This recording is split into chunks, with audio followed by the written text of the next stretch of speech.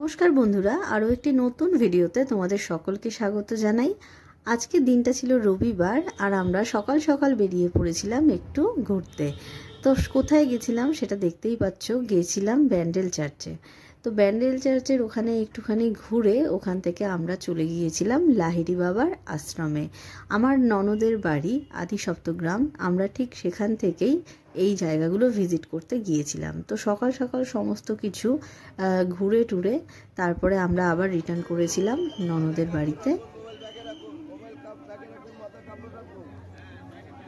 বাড়িতে আসার পরে আগে কফি বসিয়ে দিলাম সকলের জন্য। তো সবাই ভীষণই টায়ার্ড ছিলাম আর সবাই একটু রিচার্জ হওয়ার জন্য ভাবলাম কফি খাওয়া যাক।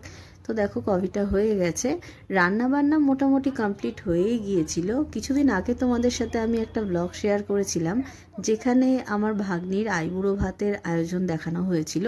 তো আজকে ও আর ওর হাজব্যান্ডকে ইনভাইট করা হয়েছিল,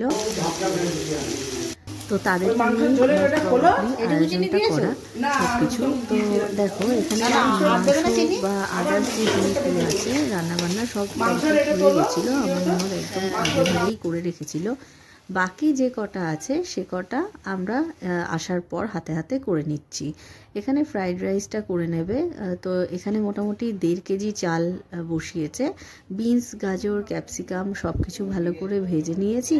ভেজে নিয়ে এই যে আমার হাজব্যান্ড মিক্সিংটা করে দিচ্ছে। এরকম এতগুলো চাল তো একটা হাঁড়িতে মেশানো সম্ভব না, তো হাঁড়িটাতে যা চাল ছিল আর একটা পাত্রে নিয়ে নিয়েছি, আর একটা দেখো ডেচকিতে নিয়ে নিয়েছি। তো সেখানে সব কিছু মিশিয়ে দিচ্ছি যেমনভাবে করে আর কি। প্রথমে চিনি দিয়ে দিলাম, তারপরে দেখছো কাজু কিশমিশটা দিয়ে দিচ্ছে। হ্যাঁ জানি কাজু কিশমিশটা আগে ভেজে রাখা উচিত ছিল, কিন্তু ভুলে গেছে। তো এরপরে আমরা যে ভেজে রাখলাম বিনস, গাজর, ক্যাপসিকাম সব কিছুকে আবার দিয়ে দিচ্ছে। একে একে করে সব মশলাগুলো এভাবে দিলে মেশাতে সুবিধা হয়। জায়গাটা বড় থাকলে একটা জায়গাতেই হয়ে যেত, কিন্তু যেহেতু অনেকটা চাল তার জন্য সেপারেট করে দিয়েছে। তো এবারে দেখো ঘিটা দিয়ে দিচ্ছে। তো সবার প্রথমে দিয়েছে দেখো চালটা সেদ্ধ হয়ে যাওয়ার পর চালটা সেপারেট করে সবার প্রথমে দিয়ে দিল চিনি। আর আমরা কিন্তু ওই ভাজাটার মধ্যেও চিনি দিয়ে দিয়েছিলাম। তারপরে দিয়ে দিল ঘি, তারপরে কাজু কিশমিশ, বিনস, গাজর, ক্যাপসিকাম আর তোমার মশলা বলতে এখানে জয়ত্রী, জায়ফল, গোটা গরম মশলা এই সমস্ত কিছুকে ভালো করে একটুখানি হালকাভাবে ড্রাই রোস্ট করে তারপরে ওটাকে মানে গুঁড়ো করে নিয়েছিল। তো একসাথে করে দিল। দেখো মিক্সিংটা পুরোপুরি হয়ে গেছে, আমাদের ফ্রাইড রাইসটাও একদম কমপ্লিট। ফ্রাইড রাইসটা তো হয়ে গেছে, দেখতে কতটা ভালো লাগছে দেখতেই পাচ্ছ। এখানে মোটামুটি 1.5 কেজি চাল আছে।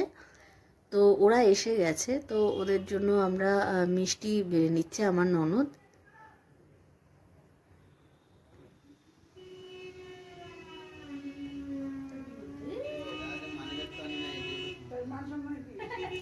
আমার এইরকম মিষ্টির প্যাকেট আনবক্সিং করতে খুব ভালো লাগে, তোমাদের কার কার ভালো লাগে বলো।